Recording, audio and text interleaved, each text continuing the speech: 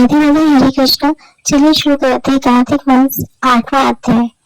जिसकी दया से सरस्वती भाव रही उपजाए, कार्तिक महात्म का कमल लिखे 8वां अध्याय। नारद जी बोले, अब मैं कार्तिक व्रत की उद्यापन का वर्णन करता हूँ, जो सभी पापों का नाश करने वाला है। व्रत का पालन करने वाले मनुष्य को कार्तिक शुक्ल चतुर्दशी को व्रत की पूर्ति और भगवान विष्णु की प्रतिमा के लिए उद्यापन करने से तुलसी के ऊपर एक सुंदर मंडप बनाना चाहिए। उसे केले के कुंभे से सजाना चाहिए और नाना प्रकार के धातुओं से विविध शोभा बढ़ानी चाहिए। मंडप में चारों ओर दीपक से सुंदर तरीके से सजानी चाहिए। उसी मंडप में सुंदर वनद्वारों से शोभित 4 दरवाजे बनाने चाहिए और फूलों से तथा चावल से सज्जित करने चाहिए। द्वार के प्रत्येक पर मिट्टी के द्वारपाल बनाने चाहिए, उनकी पूजा करनी चाहिए।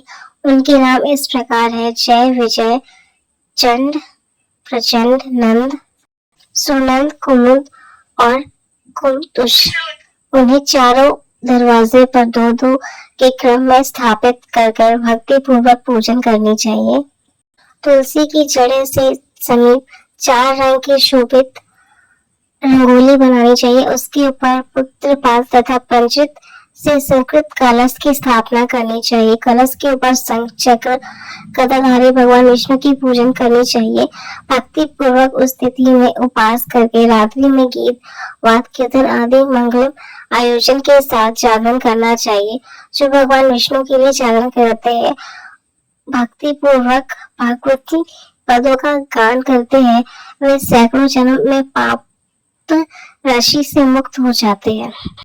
जो भगवान विष्णु की जागरण करके रात्रि भर कीर्तन करते हैं, उसे असंख्य गोदान का फल मिलता है। जो मनुष्य भगवान की प्रतिमा के सामने नित्य गान करते हैं, उनके जन्मों की एक पाप नष्ट हो जाते हैं। जो भगवान के सम्मुख बैठकर कीर्तन करते हैं, उसे बंसी आदि बजाकर भक्तों को प्रश्न करते हैं तथा भक्ति में रात्रि पर जागरण करते हैं, उन्हें करोड़ तत्व करने का फल मिलता है। उसके बाद पूर्णमासी में एक स्थापित ब्राह्मण को निमंत्रित करके प्रातःकाल स्नान करके देवी देवता का पूजन करके अग्नि में स्थापन करके भगवान की प्रतिमा के लिए तिल और खीर का आहुति देते हैं। होम की शेष विधि पूरी करते हैं और भक्ति पूर्वक ब्राह्मण को पूजन करके उन्हें यथाशक्ति दक्षिणा देते हैं और इस प्रकार क्षमा प्रार्थना करते हैं।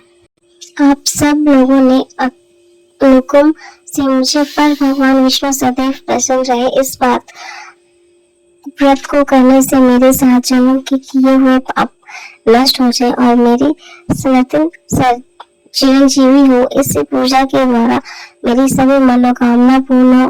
मेरी मृत्यु के पश्चात अशुद्ध दुर्लभ विष्णु लोक की प्राप्ति हो।